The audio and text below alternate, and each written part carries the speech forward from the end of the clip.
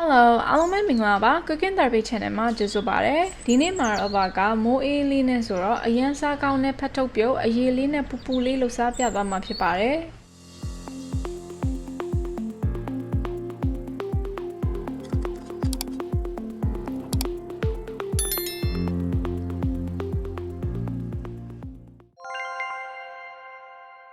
အရင်ဆုံးကြက်ပေါင်အသားကြီးပဲ20ကြက်သားသုံးပါတယ်။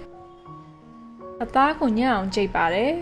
ပြီးရင်ကော်ပီတုပ်ကိုနှုတ်နှုတ်ဆင်းပါတယ်သူကိုအသားလေးကိုထမင်းစားစုံ9စုံခန့်ထည့်ပါတယ်နောက်မုံလာဥနီနှုတ်နှုတ်ဆင်းပါတယ်သူကိုလည်းထမင်းစားစုံ9စုံခန့်ထည့်ပါတယ်နောက်နန်းနန်းဘေးကိုနှုတ်နှုတ်ဆင်းပါမယ်သူကိုထမင်းစားစုံတစ်စုံထည့်ပါတယ်ကြက်သွန်ဖြူလည်းနှုတ်နှုတ်ဆင်းမယ်သူကိုလည်းအသားလေးကိုထမင်းစားစုံတစ်စုံအရသာအတွက်ကပဲငမြိုင်ထမင်းစားစုံတစ်စုံ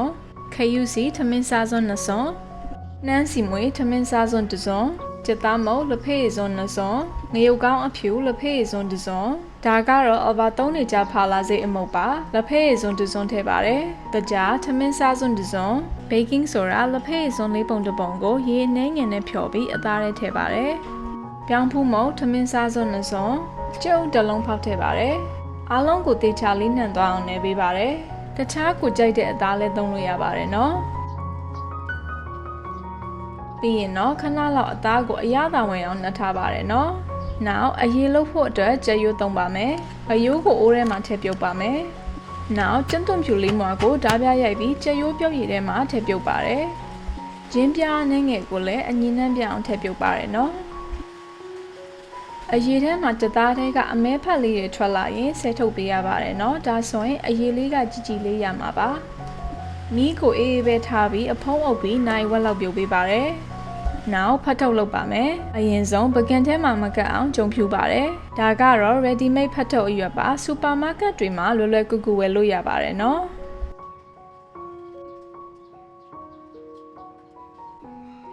ဖတ်ထုတ်လုပ်ဖို့ရေနှဲငယ်နဲ့ခုနကလှုပ်ထားတဲ့အသားလိုပါတယ်။အရွက်ထဲကိုအသားလက်ဖေးစုံမမောက်လေးတစ်စုံထည့်ပါမယ်။ပြီးရင်အနားကိုရေအနှဲငယ်ဆူပေးပါတယ်ဒါမှသာထုတ်တဲ့အခါမှာကတ်မှာပါနောက်လက်နဲ့အနားတွေကိုထိတ်မှဆူပေးပြီးအထုပ်ပုံစံလေးဖြစ်အောင်လုပ်ပါတယ်ဒီပုံစံလေးကလုံးဝလွယ်ကူပြီးဖတ်ထုတ်ပြုတ်အရေးတောင်းနဲ့အရန်လိုက်ဖက်ပါတယ်နော်နောက်တစ်ခုလုပ်ပြပါမယ်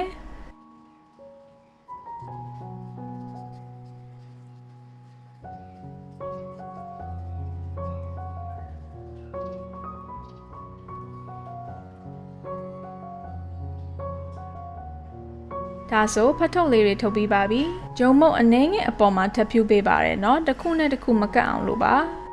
။ပြီးရင်ဒီဖတ်ထုတ်လေးတွေကိုရင်သွေးပူထဲမှာထည့်ပြုတ်ပါတယ်။9မိနစ်လောက်ပြုတ်ပေးရပါတယ်နော်။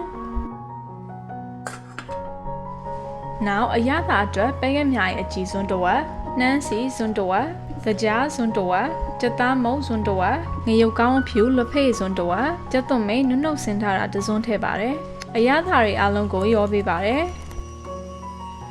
ဒါဆို9မိနစ်ပြီးနောက်ပြုတ်ထားတဲ့ဖတ်ထုတ်လေးတွေလည်းချက်ပါပြီ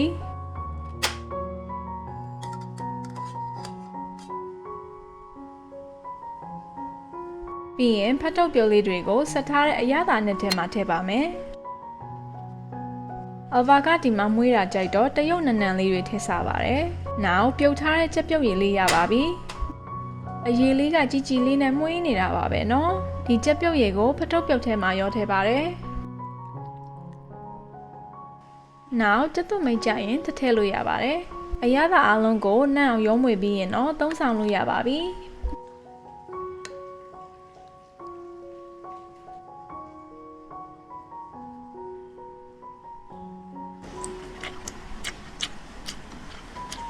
ဖရွက်အသားလေးကပြုတ်ထားတော့အေးအေးလေးနဲ့အထဲကအသားလေးကလည်းဆဆိုအေးအေးလေးအရေကလည်းချွတ်ချွတ်မွမွေးလေးနဲ့ဆိုတော့အရန်ကိုစားလို့ကောင်းပါတယ်နော်မိုးအေးလေးနဲ့ဆိုရင်ဒီဖတ်ထုတ်ပြုတ်လေးကရိုးရှင်းပင်မဲ့အရသာကရှယ်ပါပဲနော်အဲ့တော့အားလုံးကိုလည်းလှူစားကြည့်စီခြင်းပါတယ်အဆုံးထိကြည့်ပေးတဲ့အတွက်လည်း thank you ပါနောက်ဗီဒီယိုတွေမှာလည်းထပ်တွေ့ပါမယ်နော်